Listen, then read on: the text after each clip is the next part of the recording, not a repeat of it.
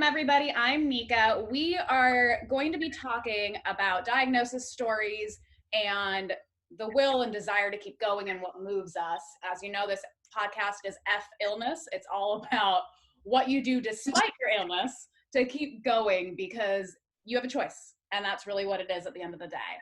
So I'd like to introduce who we have today. We have Bridget and Michael. Hi. Bridget, why don't you tell us a little bit about your background, how you got to where you are as far as where you are in your illness and kind of like what's going on. Okay, so I was actually born completely healthy. It wasn't until I was about 13 I started showing signs for, it was actually kind of just flu symptoms. It wasn't anything major. I was just kind of had a cough, fever. I was throwing up a lot. And I was going to my pediatric all the time, but they couldn't really figure out what was going on. It was just kind of like kidney stones, asthma, the flu, like pneumonia, pretty much Band-Aids over everything that was happening. It wasn't until I went into the ER on the day after Thanksgiving, and within a half hour, my labs were just red flags across the chart. The doctor, I remember, walked in, had a ghost face, and was just like, "You're in kidney failure." But I was 13, so at the time I was like, "Oh yeah, like give me my antibiotic, like I can go home now." I had no idea what that was. So I was admitted into the hospital. I was there for a month doing, I had an autoimmune disease that I was diagnosed with called Goodpasture syndrome. And that is what caused my kidneys to fail. So I also had water in my lungs and water in my brain. I was on chemotherapy, plasmapheresis, dialysis. I was on treatment for about a year for my autoimmune disease, and I had to wait for that to go into full remission, and I had to wait an extra 6 months until I could get active on the transplant list, so they made sure it wouldn't attack my new kidney. And then, so after 3 years of dialysis, I finally got my call, and I got my kidney June 13th, 2013, and I'm 6 years post-transplant, and I haven't had any major problems. I hit slight rejection about 3 years ago, but absolutely no problems since. My kidney's been doing amazing, so I'm great so far with the kidney. Awesome. I'm so happy to hear that. Good deal. Cool. Good deal. And Michael, what's up with you?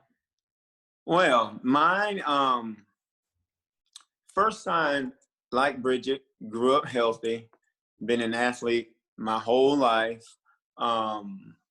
And if I could go back, the first time would be in high school, but I didn't know it. Every year we had football physicals. I would show protein in my urine, but coaches didn't know, they're not educated. I wasn't. You know, I'm in high school, and they just wanted you to play. Yeah. Fast forward in 2002, I was living in New York City, and I used to have hair. Woke up and my hair was on my pillow in patches. Had no idea what was wrong. I knew I was getting fatigued a lot, but just thought, hey, I'm overtraining or whatever. And went from doctor to doctor, finally went to a dermatologist, and he took a biopsy of my scalp where the patches were. The hair would come and go, and diagnosed me with discoid lupus. And he said it could over time become internal and attack organs. Right. But put me on high doses of prednisone, and it kind of calmed it down. I was on Plaquenil from 2003 until August 12th, 2017. I was at my son's football practice and just felt kind of fatigued and worn out and wasn't feeling well. I shouldn't have gone. When I came home, I was completely out of it. I remember waking up in the emergency room, and they told me that my kidney function was off or something with my levels. Still didn't understand, you know, kind of left it alone. Went to Emory. I'm in South Carolina. Went down to Emory. When I got to Emory, they told me they told my mom and my wife, if I would have waited 48 hours, that I would have been dead. Oh, wow. So they kept me there for about 5 days, got better, came back to South Carolina, A little while later, same thing happened. Had to rush to the emergency room locally, and they started me on emergency dialysis. There, I was on dialysis for 9 months. It felt like forever, being so active and still not completely understanding why healthy all the time, and why no one really just explained it all still. Until they told me, okay, you're healthy enough, you can get on to the transplant list. So I was on dialysis for 9 months, and actually one of our patients' moms, my wife and I have a pediatric dental practice. One of our patients' moms asked my wife, well, where's your husband? I haven't seen him. She said, well, he's home on dialysis. I was doing PD then, 9 hours at night. And she said, well, what can I do? She went and got tested. I had friends, my wife, old ex-teammates go. No one was a match.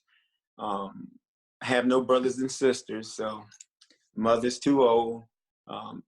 I was registered at MUSC here in South Carolina, in Charleston, and at Piedmont in Atlanta. She went to MUSC first. It came back. They said, yeah, she's a match. Next Wednesday, you're going to have your transplant. Wow. Very next day, they called back and said, oops, we made a mistake. So my emotions went from here to here in 24 hours. Yeah. They said because she had a kidney stone, so they couldn't. So I was down. My donor's name is Samantha, so Kidney Sammy said, well, where else are you registered? I said, well, Piedmont. I said, look, you've gone through so much, tests. I still wasn't educated enough. If they said no, so would Piedmont. Don't go. She went anyway. So about 3.5 weeks later, Piedmont called and said it's a go, that they would just flush the kidney stone out. And I had my transplant May 25th, 2018. Wow. So I guess I'm the baby out of the bunch. Out of the transplant. But you all inspired me. So And Michael, how old are you? I'm 44. Don't mind me asking. No, 44. I love it. The kidney transplant made my 14th surgery. I had a lot of complications that went back to the lupus that I didn't know that we connected after. Yeah. Lupus can attack tendons, weaken tendons.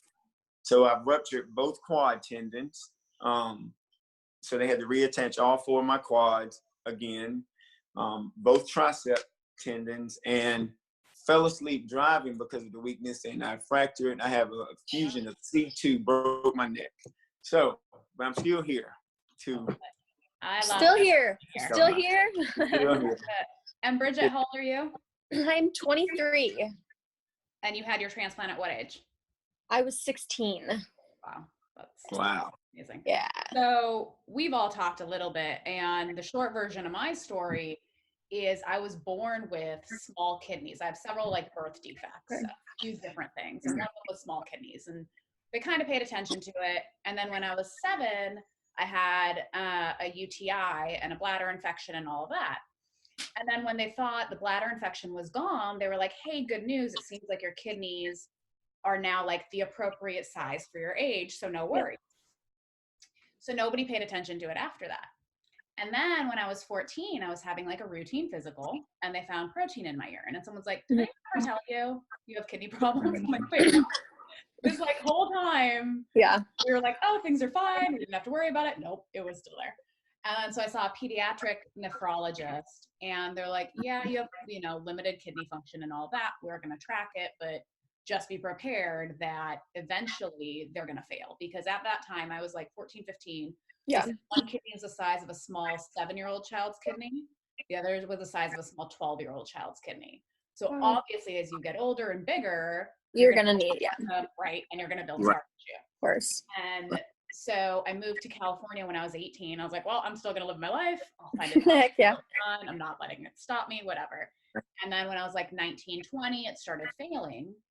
And then I started dialysis, and I did in-center hemo. And then I'd gone back to Seattle just, you know, because I didn't know what was going to go on. Like, this was all new, like same kind of thing. Like, nobody, you know, people just tell you bits and pieces. You do tons of research, but especially Right. your first time through, as you guys know, you're like, I don't know what's happening. I'm just Exactly. And so I went back to Seattle and, you know, stayed at my mom's house. And originally I was just going to, you know, I got listed and all that. And I wasn't going to do a living donor because I was just like, it'll be fine, whatever. But it was just so much harder for me to watch. My grandmother lives with this too. And like every time I'd come home from dialysis, it was like I was wiped. I barely made it to the couch. And that was it. I would move until the next day. Grandma would give me food. My mom would come home. And just like the look on their faces, like, was so devastating for me that like I was finally like, all right, fine, because my mom wanted to donate to me, and so she had gotten tested and all of that, and it had worked out, and so my mom donated to me when I was 21. And so my gosh! Wow. 12 and a half. It'll be 13 in May. Oh my gosh! And so, and actually, so speaking of like, you know, keep trying and all of that. They originally denied me and denied my mom for transplant. They denied me because I was 19. I had a doctor out in California when I came here that was okay-ish, but I was on a medication to help trying to like slow the blood flow to my kidney to try to preserve function and, you know, whatever that we had thought I had a reaction to. So I was taken off of it from my doctors in Seattle. When I found this new doctor, I was like, hey, listen, this is what we were doing. I'd love to do something to try to preserve as much function as I can. And his answer was basically, well, your kidney's going to fail anyway, so there's no point. So at that point, I was like, cool, you suck. Yeah, bye. Right. Bye. Bye. Even if it's 6 more months, dude, I'm 19. Like, I want to do whatever I can to have help. some compassion. Right. Something, Right? But anyway, so between that and some other things, the transplant team was concerned that I was non-compliant because I was young and I was doing all that stuff, whatever. I was drug tested every 3 months. Really? Yes. Being young is a whole different process. They don't trust you, but also like one of the coordinators had told me because they denied me. They straight up denied me for transplant. They're like, we do not approve you. And he was like, listen, here's the other part of it. And he told me on the phone, he's like, we just had a 19-year-old get a transplant and she went out and she just partied and drank and did whatever. So her kidney failed like 6 months. So they are now really concerned about younger transplant patients and really careful. So, you know, politics and funding and all that. Anyway, my mom raised hell somehow.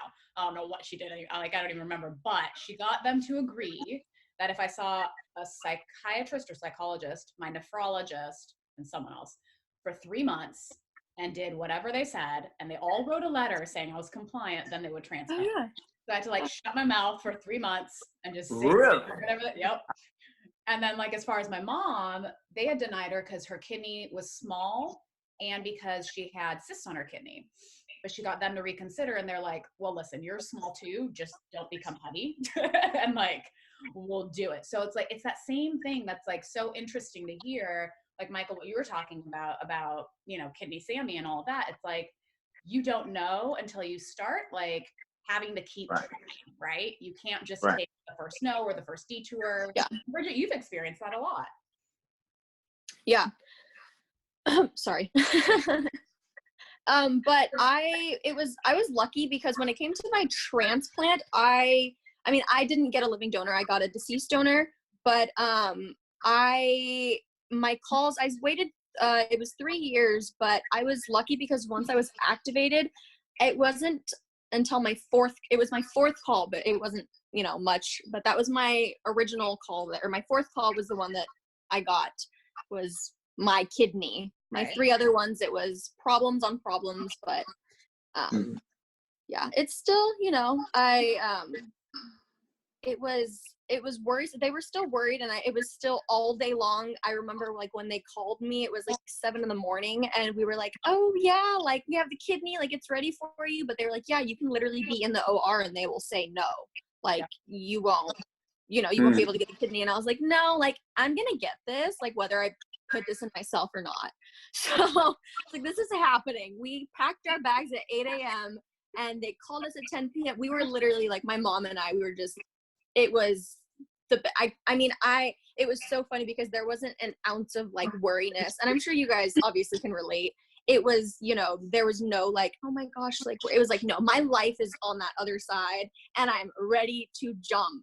Yeah. Like I was, but similar with you, with the seeing psychiatrists, the amount of testing with pediatric patients, oh my goodness, I had to see psychiatrists. I had to go to this this horrible, it was like a group, and they wanted me to do group therapy with kids my age, but it was through Loma Linda out here in SoCal. And the group that they had me going to was sadly full of, there was I think only 2 actually like sick patients, but it was right across from the behavioral health center. So a lot of the kids were suicidal. They had their you know, I was sharing, and you know, 2 others were sharing about our illnesses, and then you had people that were, you know, one girl jumped off her school stairs, like her balcony, and there was just these horrible stories. But I had to sit through this for, I think I was doing therapy for about 9 months. It was 3 times a week, and it was 3 hours a day. I had to go after dialysis, so I had 4 hours of dialysis, and I had to go to my therapy afterwards. So it was, I remember we had, every morning it was kind of like my mom and I would pack our lunches. We would, you know, get our day set, and we would spend all day out there in Loma Linda. And it was, it's sad because, I mean, it's understandable. Like you said, it was, you know, they always told the stories of there's many kids that get their transplant and they go crazy, you know, because they're so excited. They just party and they go wild. It's completely understandable. But it was, you know, it was really hard because, you know, I was a kid and I wasn't doing anything. I was spending my all time at the hospital. I'm like, I don't have a chance to sleep. Like, I never knew this aspect of the pediatric part, the psychiatry. I didn't know. Yeah, I didn't know how different it was either. I was on the support groups, and I was kind of realizing there was so many different like factors for pediatrics and adults, as well as I heard that there was a stress test that adults have to go through for transplant, and I didn't have to go through a stress test. Right. So I'm sure that you know, and I forgot all the things, but I was like interviewed many times by my transplant team. They were worried about so many problems. I can't even remember the lists of things they had me to do, but yeah, I think probably the therapy, I can definitely relate to, what you said. It was like, all right, honestly, and it was to the point where I was seeing so many therapists and I was scared to actually tell them how I was feeling, because I didn't want word to get out like, oh my gosh, wait, she's having a bad day, so she might not be compliant. So I was literally like, I'm perfect. I'm happy. I am so great. You bring up I had no idea. Yeah. I didn't have to go through any of that. So that's interesting to me, like, and I'm curious what both of your experiences are, even separate from like, you know, Bridget, you have to go through therapy too, but like, there's a double-edged sword in being a patient with this issue specifically, but in general, right? Like, and we've learned the whole non-compliant thing and all of that, but like, there's this weird line of you don't know, you want to be honest with your doctors, but then you're scared because you don't know what thing they're going to choose to deny you and hold against you. And you're like, I don't know what I'm supposed to do, because it's also your health. So you have to be honest, right? Because you want the best care. And then you're like, but wait a minute, if I say one wrong thing, what if they get the wrong idea? Right. Yeah. And so like, how do you navigate that? What have you guys done? Okay. During my therapy, I was open about my childhood and just everything about, you know, growing up. Obviously, I don't think any child has ever not had, you know, parents that fought and everything. So when I opened up about my family life, my psychiatrist called CPS. What? Yes. They opened up this whole case. My mom, I literally quit her job and everything to take care of me. And they put this whole file open that my mom was, I don't even remember what it was, but they came over and I think they came over twice and had to like check the household, make sure it was safe, make sure she wasn't hurting me.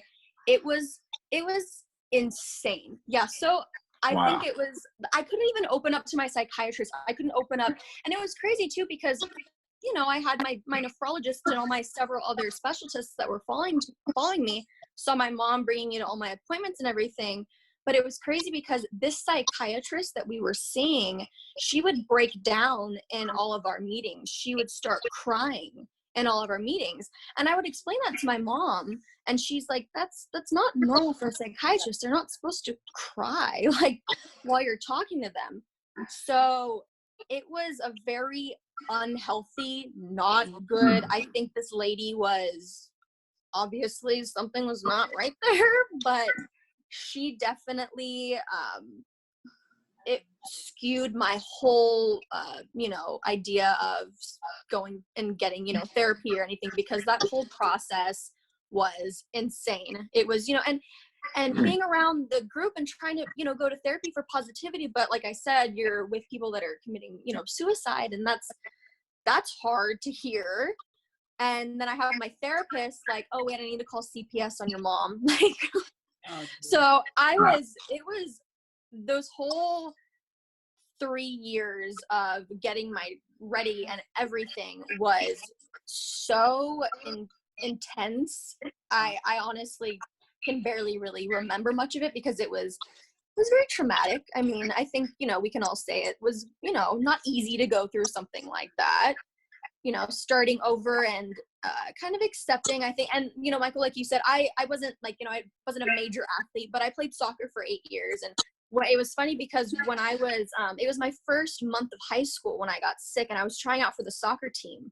And I remember my second day of tryouts, I had asthma when I was younger, but I grew out of it, and I was actively playing soccer. I played for Arsenal, like a little club team, and I was trying out for my my high school team.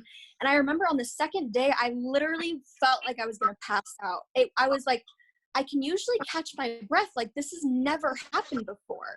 But come to find out, it was because the water in my lungs, it was, you know, keeping me from, you know, obviously being able to do any of that. So it was so hard. I was so active. If I wasn't, you know, when I wasn't playing soccer, I was basketball, softball. I was such an active person. So it was like, you know, going from that craziness of a life, and then bam, it's like, you know, wait, I'm bedridden. It's definitely hard. Wow. Yeah. Very hard.